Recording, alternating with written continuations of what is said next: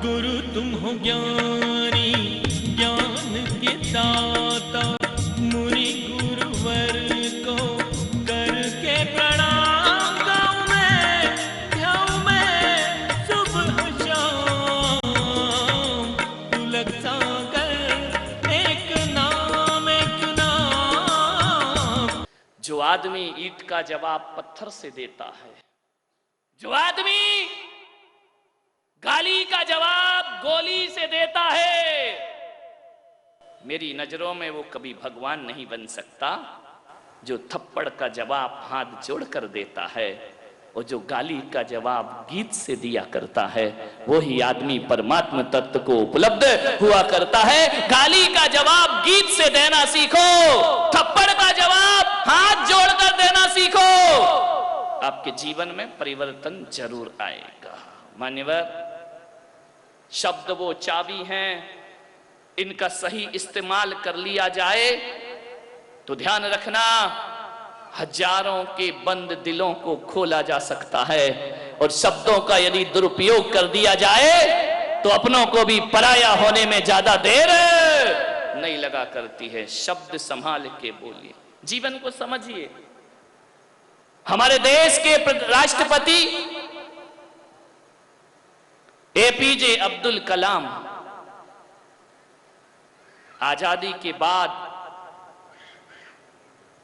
देश को अब्दुल कलाम ऐसे राष्ट्रपति मिले जिनका कोई मुकाबला दुनिया में नहीं हुआ करता है। मुसलमान होने के बाद जिन्होंने कभी धर्म और संप्रदाय और कट्टरवाद को स्थान नहीं दिया, एपीजे अब्दुल कलाम वो व्यक्तित्व है जिन्होंने हमारी जैन समाज के धर्माचार्य आचार्य महाप्रज्ञ, जिनके पास अपना जन्मदिन मनाने पहुंचा करते थे। ध्यान, तेरापन समाज के बहुत बड़े आचार्य हुए आचार्य महाप्रज्ञ। इस देश का राष्ट्रपति, इस देश का वैज्ञानिक एक जैन आचार्य के साथ बैठकर अहिंसा पर किताब लिखा करता है। ध्यान रखिए, वो व्यक्तित्व एपीजे अब्दुल कलाम। कौन कहता है राजनीति में अच्छे लोग नहीं होते? अब्दुल कलाम को देखो, इनसे अच्छे दुनिया में कोई और नहीं होते। ध्यान रखिए, ऐसा व्यक्तित्व, बहुत गरीब घर से थे वो, इमली के बीज बेच बेच करके जो पढ़ाई किया करते थे, एक दिन अपने घर में भोजन करने बैठे और जैसे ही भोजन करने लगे, साथ में पिताजी भी बैठे थे। पिता की थाली में जली रोटी आ गई। पिता ने कुछ ना कहा, चुपचाप जली रोटी खाते रहे। मां ने देखा कि इनकी थाली में जली हुई रोटी है। वो आई, आकर के बोली, मुझे क्षमा करें, गलती से रोटी जल गई और मैंने तुम्हें परोस दी है, मैं तुमसे क्षमा चाहती हूं। कैसी वो पत्नी रही होगी, कैसे वो व्यक्तित्व रहा होगा। अब्दुल कलाम के पिता मुस्कुराए, उन्होंने कहा, पगली तू नहीं जानती, जली रोटी का स्वाद ही अलग हुआ करता है।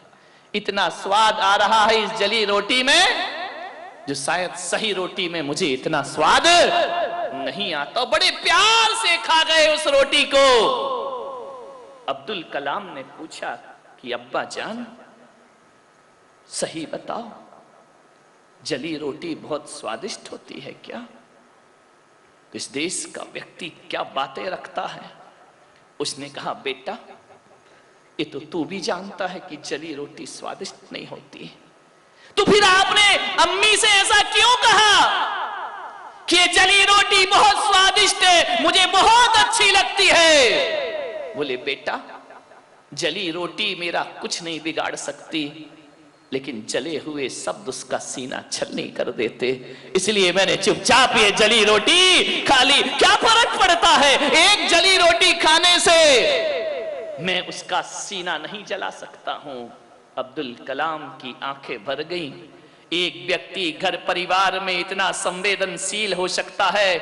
सूरत वालों, मैं आपसे कहता हूं, पशुओं के प्रति संवेदनशील होना बहुत आसान काम है। पड़ोसी के प्रति संवेदनशील होना आसान काम है, लेकिन परिवार में संवेदनशील होना बहुत कठिन काम हुआ करता है। परिवार में संवेदनशील बनो, सुख शांति की तलाश अपने घर से प्रारंभ करिए। ये मंदिरों से स्वर्ग नहीं मिलता है, स्वर्ग घरों से मिलता है। एक बच्चा स्कूल जाता है, पढ़ने में कमजोर है, रोज स्कूल जाता है। एक दिन जब वह स्कूल से घर लौटा तो घर लौटने के बाद उस बच्चे ने अपनी मां के हाथ में एक पत्र दिया। मां ने पत्र खोला, बोले बेटा ये बताओ ये पत्र किसने दिया है? बोले प्रिंसिपल ने ये पत्र दिया है कि जाओ ये पत्र अपनी मां को दे देना। मां ने पत्र खोला, जैसे ही पत्र पढ़ा आंखें छलछला गईं आंसुओं से। बच्चे ने पूछा कि मां ऐसा क्या लिखा है इस पत्र में? बोले कुछ मत पूछ बेटा। बोले ऐसा क्या लिख दिया कि तेरी आंखें भर आई? मां ने कहा कुछ नहीं, तू चिंता मत कर। बच्चे ने कहा कि मां तू रोएगी तो मेरे भी आंसू आएंगे, बता इस पत्र में क्या लिखा है? बोले बेटा इस पत्र में लिखा है कि तेरा बेटा बहुत होशियार है, तेरा बेटा बहुत बुद्धिमान है, तेरे बेटे जैसी बुद्धि किसी के पास नहीं, और हमारे स्कूल का स्तर बहुत नीचा है, हम आपके बच्चे को पढ़ा नहीं सकते हैं, इसलिए मोहतरमा हम आपसे ये कहते हैं कि अपने बच्चे को घर में ही पढ़ाओ। बच्चे ने कहा मां ये मेरे प्रिंसिपल ने लिखा है? बोले हां। ठीक है बेटा आज से स्कूल नहीं जाना, मैं तुझे घर में पढ़ाऊंगी। भाई घर में पढ़ाती है लिखाती है, स्कूल जाना बंद कर देती है। तू किसी स्कूल में नहीं जाएगा, ये मां तुझे पढ़ा लिखा कर योग्य बनाएगी। मालूम है कौन था वो बच्चा? मालूम है जो स्कूल नहीं गया।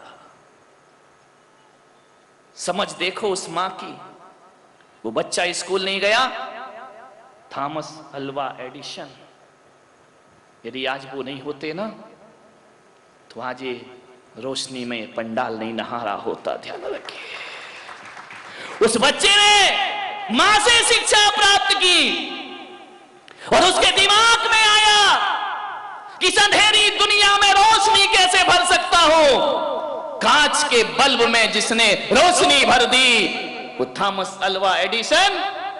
मान्यवर मैं कोई पुराने उदाहरण नहीं सुना रहा हूं।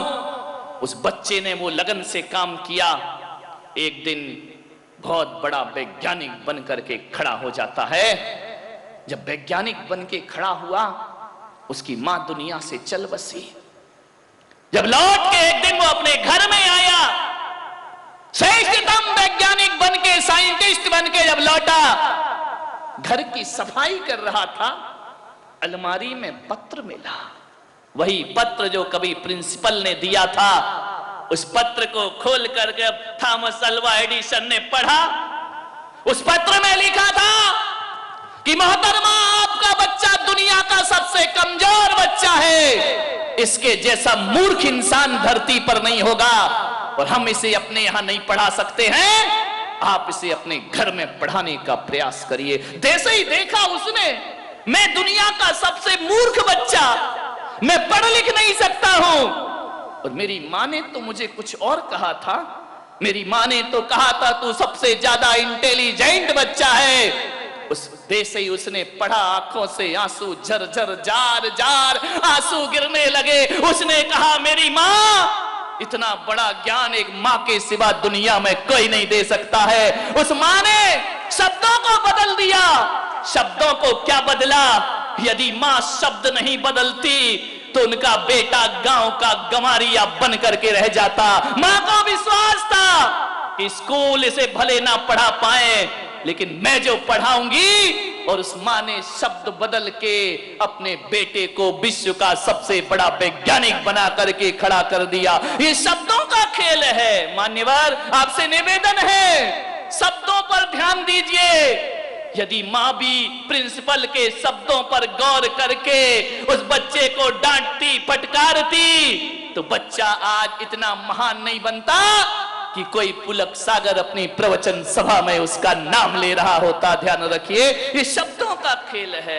आपके शब्दों से आपका बच्चा नीचाई के रास्ते पर जा सकता है और आपके शब्दों से आपका बच्चा ऊंचाइयों को प्राप्त कर सकता है। माने केवल शब्द बदले थे, शब्दों की ताकत बता रहा हूं मैं। यही शब्द आदमी को आत्महत्या के लिए मजबूर भी कर सकते हैं और यही शब्द स्वर्ग धरती पर उतारने की भी ताकत रखा करते। शब्दों पर ध्यान दीजिए, बोलना सीखिए। मान्यवर, आपसे निवेदन है, ये शब्दों में वो ताकत है। कभी प्रयास करना। एक बच्चा बहुत बुरा बुरा बोला करता था, इतने अपशब्द बोलता था कि मां को मां नहीं समझता था, पिता को पिता नहीं समझता था। उस बच्चे ने क्या किया? जब भी बोले अपशब्द बोले, अपशब्द बोले, लेकिन बाद में उसे एहसास होता था कि मुझे मां को ऐसा नहीं बोलना चाहिए, मुझे पिता को ऐसा नहीं बोलना चाहिए। मान्यवर, मैं ये कहानियां नहीं सुना रहा हूं, मैं तुम्हारी जिंदगी की किताब को पढ़ रहा हूं। अरे महापुरुषों का जीवन बहुत पढ़ लिया, हमारे जीवन में कोई क्रांति खड़ी नहीं हुई। अरे अपनी कहानी पढ़ो, जीवन में परिवर्तन जरूर खड़ा हो जाएगा। मैं तो कहता हूं कि किताबें शास्त्रों के स्वाध्याय से भी बढ़कर अपनी प्रवृत्तियों का स्वाध्याय करो, जीवन में कायाकल्प हो जाए। स्वाध्याय शब्द क्यों दिया भगवान महावीर ने?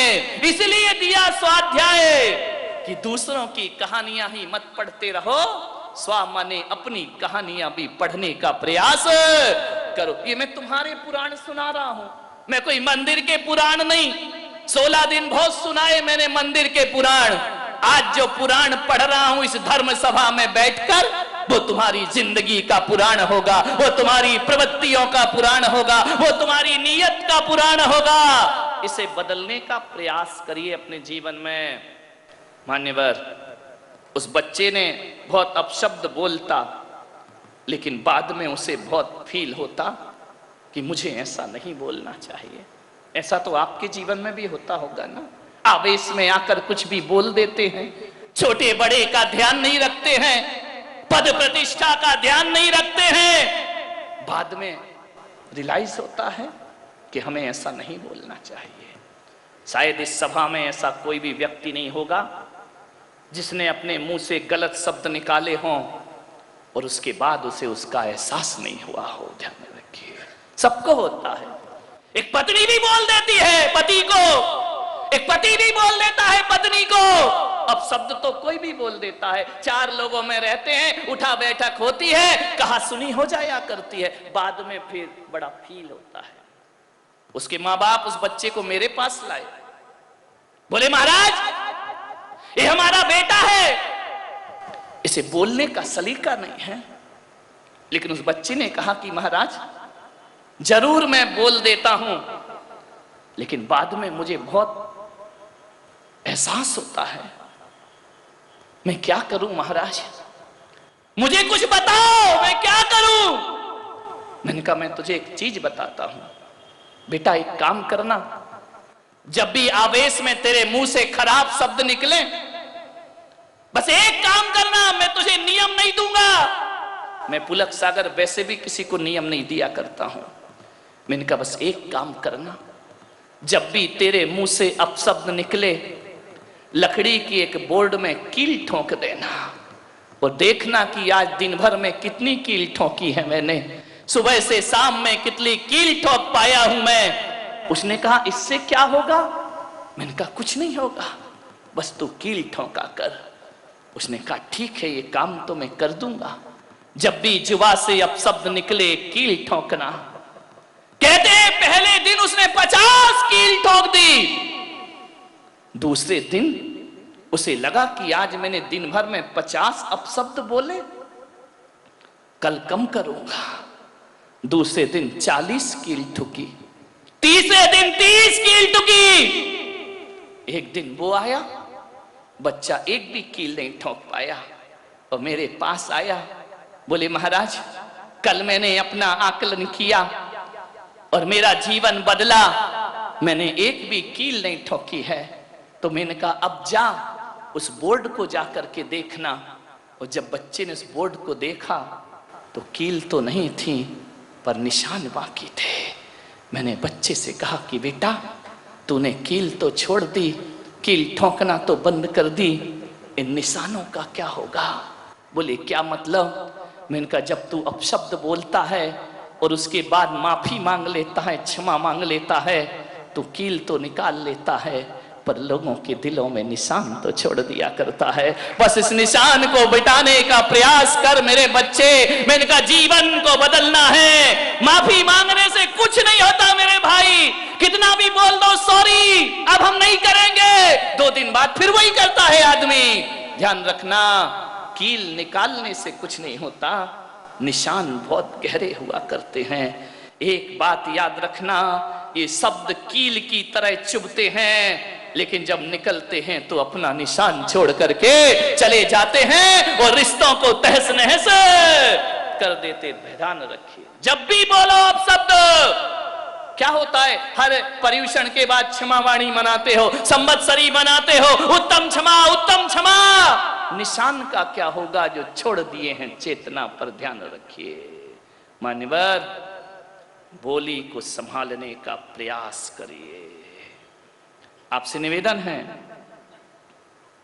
अरे लकड़ी के निशान तो फिर भी मिट जाएंगे किसी कारपेंटर के पास, लेकिन चेतना के निशान नहीं मिटा करते हैं। आपसे यही कह रहा हूं, शब्दों को संभालो। ज्ञान गंगा की शुरुआत है, शब्दों से शुरुआत है और शब्दों पर खत्म होगी। आपसे निवेदन है, इंद्रप्रस्थ और खंडप्रस्थ की कहानी मालूम है ना आपको? पांडवों को खंडप्रस्थ दिया दुर्योधन ने, संधि के लिए पहुंचे नारायण श्री कृष्ण। हे धृतराष्ट्र, हे हस्तिनापुर नरेश, ये पांडव भी तुम्हारे ही वंश के हैं, इन्हें ज्यादा नहीं थोड़ा सा जमीन का टुकड़ा दे दो। गुरु तुम हो ज्ञानी, ज्ञान के दाता।